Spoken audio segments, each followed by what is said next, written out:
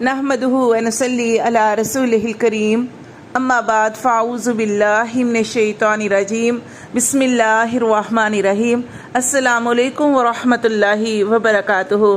آج انشاءاللہ تبارک و تعالیٰ آپ کے پاس میں ایک بڑی پیاری دعا ہے اور قرآنی آیت بھی ہے، تو یہ میں آپ کے پاس لے کے آئی ہوں۔ انشاءاللہ اس کے پڑھنے سے آپ کا توکل اللہ کی ذات پہ مضبوط ہوگا اور انشاءاللہ تبارک و تعالیٰ آپ کو جو بھی پریشانی ہے، جو بھی مسئلہ ہے، اس کی برکت سے انشاءاللہ حل ہو جائے گا۔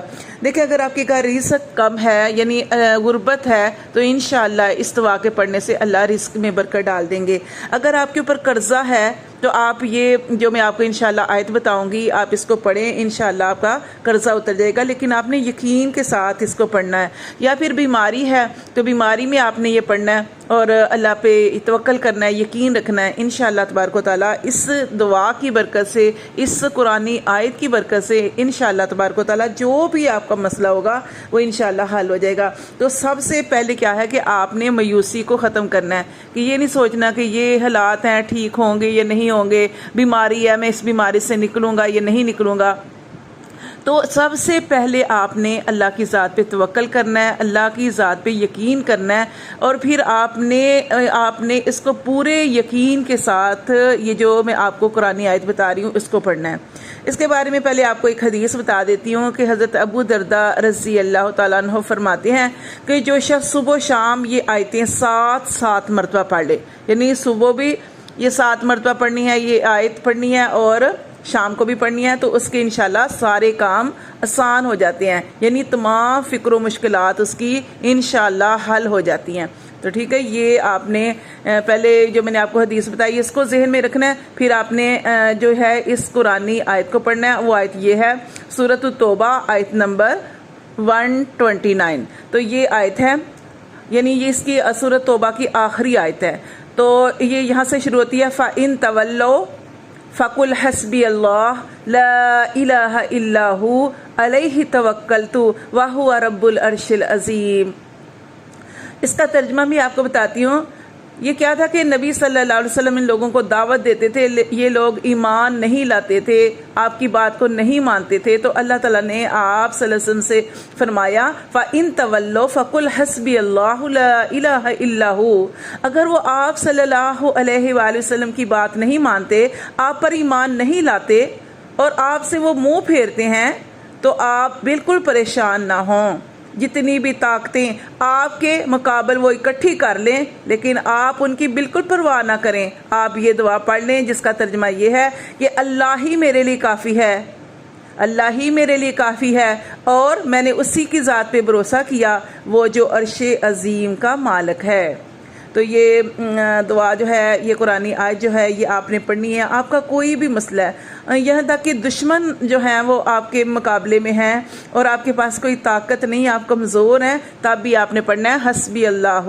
یہ جو آیت ہے یہ آپ نے پڑھنی ہے۔ دیکھیں کیوں کہ حضرت ابراہیم علیہ السلام جو تھے، جب ان کو آگ میں ڈالا جانے لگا تو ہر چیز پکار رہی تھی کہ اللہ تیرا نبی آگ کے اندر جا رہا ہے، تو اللہ تعالیٰ نے فرمایا تھا کہ اگر وہ مدد لیتا ہے تو اس کی مدد کرو۔ فرشتے جیسے پانی والا فرشتہ جو تھا، وہ اس نے کہا کہ حضرت میکائیل علیہ السلام جو تھے، انہوں نے کہا کہ وہ آئے وہ حضرت ابراہیم علیہ السلام کے پاس، انہوں نے کہا کہ میں ایسی بارش برساتا ہوں کہ یہ آگ ٹھنڈی ہو جائے، لیکن انہوں نے کہا کہ نہیں۔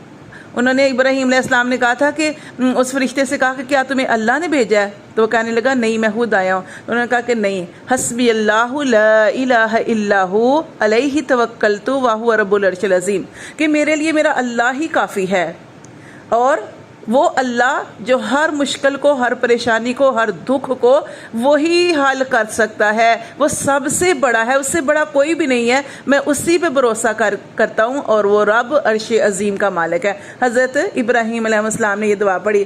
اس دعا کے پڑھنے کی برکت سے کیا ہوا کہ اللہ تبارک و تعالیٰ نے ان کو آگ کے اندر محفوظ رکھا۔ حالانکہ آپ دیکھیں آگ کا کام تو جلا دینا ہے، لیکن اللہ تعالیٰ نے اپنے پیارے پیغمبر کی کیسے حفاظت فرمائی۔ ان کا یقین اللہ کی ذات پہ تھا، توکل اللہ کی ذات پہ تھا۔ تو ہم کوئی بھی عمل کریں تو سب سے پہلے تو ہمیں نماز پڑھنی چاہیے۔ جیسے ہمارے اوپر نماز فرض ہے تو ہمیں 5 نمازوں کا ہم سب کو اہتمام کرنا ہے، اور نمازوں کے ساتھ ساتھ ہمیں جو کوئی بھی مسئلہ ہے، کوئی بھی پریشانی ہے، تو پھر ہمیں کوئی حدیث دیکھنی چاہیے. جیسے آج میں نے آپ کو ایک حدیث بتائی ہے اور یہ قرآنی آیت بتائی ہے کہ کوئی بھی پریشانی ہے تو آپ نے اس کو پڑھنا ہے. اور دیکھیں اس کے اندر جو آ رہا ہے نا کہ لا الہ الا ہو، یہ کلمہ توحید ہے. ٹھیک ہے، اس کے بغیر تو ہم مسلمان ہی نہیں ہوتے جب تک ہم کلمہ نہیں پڑھتے. اور جس نے ایک مرتبہ بھی کلمہ پڑھ لیا وہ ضرور جنت میں جائے گا. اور لا الہ الا اللہ کا مطلب ہے کہ اللہ میری بیماری بڑی نہیں، تو سب سے بڑا ہے. اللہ میری تکلیف بڑی نہیں، تو سب سے بڑا ہے. یعنی میری غربت بڑی نہیں ہے، اللہ تو سب سے بڑا ہے. کوئی میری پریشانی دکھ بڑا نہیں ہے، اللہ تو سب سے بڑا ہے. یہ دشمن اگر آپ کے مقابلے میں ہے تو آپ کہیں کہ اللہ یہ دشمن کی طاقت کچھ نہیں ہے، لا حول ولا قوت الا باللہ، تجھ سے بڑی طاقت اور قوت تو کوئی بھی نہیں ہے. یعنی اللہ کو مضبوط سہارا پکڑ لیں. لیکن آپ جو ہیں کسی کے اوپر ظلم کرنے والے نہ ہوں، آپ ظالم نہ ہوں. یہ نہیں ہے کہ آپ ظلم کرنے والے ہیں، زیادتی کرنے والے ہیں اور آپ اس آیت کو پڑھ لیں. نہیں، وہی پڑھے جو مظلوم ہے، وہی پڑھے جو مصیبتوں میں گرا ہوا ہے اور اللہ کو یاد بھی کرنے والا ہے اور اپنے معاملات کو بھی وہ صحیح رکھتا ہے. اور دیکھیں نبی صلی اللہ علیہ وآلہ وسلم کی ایک حدیث ہے کہ ہر انسان کا دل اللہ تعالیٰ کی 2 انگلیوں کے درمیان ہے. ٹھیک ہے، اور جب انسان اپنے رب کو، یہ مفہوم اس کا بیان کریں کہ جب انسان اپنے رب کو مضبوط سہارا پکڑتا ہے، انسان اللہ کی ذات پہ توکل کرتا ہے، تو وہ اللہ انسان کو کافی ہو جاتا ہے. آپ اسی طرح دیکھ لیں حضرت ہاجرہ کا معاملہ، حضرت اسماعیل علیہ السلام اور حضرت ہاجرہ کو جب حضرت ابراہیم علیہ السلام ایک چٹیل میدان میں چھوڑ کے گئے تھے تو حضرت ہاجرہ نے کیا کہا تھا کہ کیا ان سارے معاملات میں اللہ کا حکم ہے؟ تو حضرت ابراہیم علیہ السلام نے سر کو ہلایا تھا اور کہا تھا کہ ہاں اللہ کا حکم ہے. تو حضرت ہاجرہ کا یقین دیکھے، انہوں نے کیا کہا؟ انہوں نے یہی کہا تھا کہ اگر ان سارے معاملات میں اللہ کا حکم ہے تو اللہ ہمیں کبھی بھی ضائع نہیں کرے گا. پھر اللہ نے کیسے اس جگہ کو بھی، اور وہ جو حضرت ہاجرہ کی جس صفا اور مروہ کے درمیان دوڑی تھی، اللہ تبارک و تعالیٰ نے کیسے اس کو حج اور عمرے کا رکن بنا دیا. انشاءاللہ آپ بھی کسی بھی مشکل میں ہیں، پریشانی میں ہیں، تکلیف میں ہیں، آپ اللہ کی ذات پہ بھروسہ کریں، اللہ کی ذات پر توکل کریں. دیکھیں ایک حدیث ہے نا جس میں آتا ہے کہ اگر توکل سیکھنا ہے تو پرندوں سے سیکھو، کیسے وہ خالی پیٹ اپنے گھروں سے صبح سویرے نکلتے ہیں اور رات کو وہ بھرے ہوئے پیٹوں سے اپنے گھر لوٹتے ہیں. سبحان اللہ. یعنی اتنا توکل، ذخیرہ بھی نہیں کرتے، جمع بھی نہیں کرتے، اور اللہ کی ذات پہ اتنا یقین ہے کہ صبح نکلتے ہیں اور رات کو جب آتے ہیں تو ان کے پیٹ بھرے ہوتے ہیں. تو اس لیے ایک اور حدیث میں نبی صلی اللہ علیہ وآلہ وسلم نے ارشاد فرمایا، حدیث قدسی بھی ہے کہ اللہ فرماتے ہیں کہ جو مجھ سے نہیں مانگتا میں اس سے ناراض ہوتا ہوں. تو ہماری تو ہر دعا جو ہے ہماری اللہ کے آگے ہے. ہم اللہ ہی سے مانگنے والے ہیں کہ کوئی بھی مسئلہ ہے، کوئی بھی پریشانی ہے تو کیا کرنا ہے؟ اللہ ہی کو پکارنا ہے. دیکھیں کتنا پیارا واقعہ نا. ایک دفعہ جو گھر کے اندر رزق کی کمی تھی تو شوہر بھی نماز پڑھ رہا تھا، بیوی گھر کے اندر نماز پڑھی تھی، تو وہ نمازیں پڑھ رہے تھے اور پھر بھی ان کی جو مشکل تھی وہ حل نہیں ہو رہی تھی. یعنی رزق کا جو معاملہ تھا وہ مسئلہ حل نہیں ہو رہا تھا، لیکن انہیں اللہ کی ذات پہ بڑا یقین تھا. انہوں نے کہا، میاں بیوی نے آپس میں کہا کہ اللہ تو دینے والا ہے، اللہ تو قادر ہے، اللہ کے تو خزانے بھرے ہوئے ہیں. اگر اللہ ہمیں عطا نہیں کر رہا تو اس میں ضرور ہماری کوتاہی ہے، یعنی ہمارے میں کمی ہے، اللہ کے دینے میں کوئی کمی نہیں. کتنا یقین تھا. پھر دیکھیں اللہ تبارک و تعالیٰ نے ان کے گھر کے اندر جو چکی تھی اس چکی کے اندر سے اللہ تبارک و تعالیٰ نے ان کے لیے رزق کا دروازہ کھول دیا. تو سبحان اللہ، یہ ہمارا یقین اللہ کی ذات پہ ہونا چاہیے. اور اسی طرح آپ دیکھ لیں موسیٰ علیہ السلام جب مدین گئے ہیں تو تھکے ماندے تھے، پیاسے تھے، بھوکے تھے، لیکن اللہ تبارک و تعالیٰ نے ان کو یہ جو دعا انہوں نے پڑھی نا، ربی انی لما انزلت الی من خیر فقیر، یہ دعا انہوں نے پڑھی. اور پھر خالی دعا نہیں پڑھی، دعا پڑھنے کے بعد انہوں نے دیکھا کہ وہاں پہ ایک کنواں ہے اور وہاں پہ لوگ سارے اپنے جانوروں کو پانی پلا رہے ہیں، اور 2 لڑکیاں وہ ایک سائڈ پہ کھڑی ہیں اور ان کے ہاتھوں میں بھی وہ جانور ہے، جانوروں کی انہوں نے رسی پکڑی ہوئی ہے.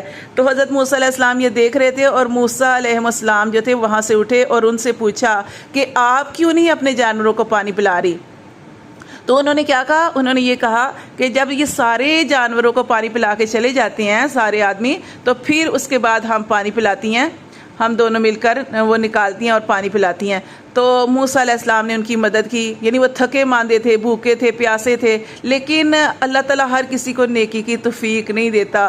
اور جو جس کو نیکی کی توفیق ملتی ہے نا، دیکھیں کہ اپنی پریشانی کو بھول گئے، کھانے پینے کو بھول گئے اور ان کی مدد کی. جب ان کی مدد کی تو اللہ نے پھر ان کے لیے رستے کھول دیے. اور وجہ کیا تھی؟ وجہ ربی انی لما انزلت الی من خیر فقیر، یہ دعا تھی.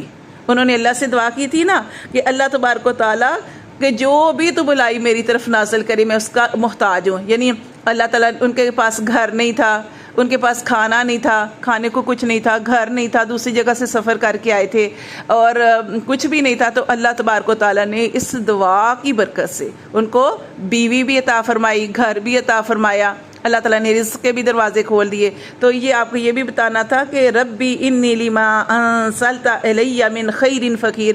آپ بھی اس دعا کو پڑھ سکتے ہیں. اگر آپ کے جیسے بچیاں ان کے رشتے نہیں ہوتے ان کے لیے پڑھ سکتی ہیں. اسی طرح گھر کے اندر غربت ہے اس کے لیے پڑھ سکتے ہیں، یا آپ کے کرائے کے گھر میں رہتے ہیں تو آپ اس دعا کا خوب اہتمام کریں. اللہ تعالیٰ نے اس دعا کی برکت سے موسیٰ علیہ السلام کو وہ ساری چیزیں جو تھی وہ عطا فرما دی تھیں. تو اللہ تعالیٰ ہمیں مکمل اپنے ذات پہ یقین کرنے کی توفیق عطا فرمائے. ہماری دعا بھی اس وقت قبول ہوگی. اب ہم بے دلی سے دعا کریں گے وہ کیسے قبول ہوگی؟ اللہ کو سارا کچھ مان کر، کیونکہ اللہ سے بڑا کوئی نہیں ہے.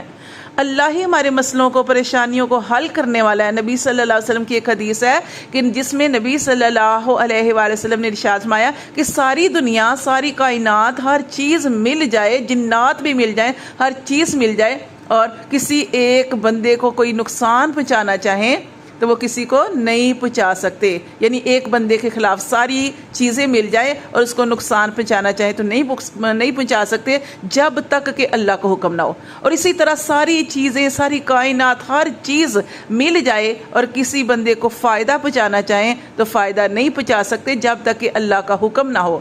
تو ہمارا یہی یقین ہے کہ ہمیں اللہ ہی کو مضبوط سہارا پکڑنا ہے، وہی کاموں کو بنانے والا ہے، اسی کی ذات پہ پورا توکل کرنا ہے، اپنے معاملات بھی صحیح رکھنے ہیں اور پھر اللہ سے دعائیں کرنی ہیں. انشاءاللہ تبارک و تعالیٰ جو بھی پریشانی ہوگی انشاءاللہ اللہ تبارک و تعالیٰ وہ مسئلے کو حل فرما دیں گے، پریشانی کو دور فرما دیں گے انشاءاللہ.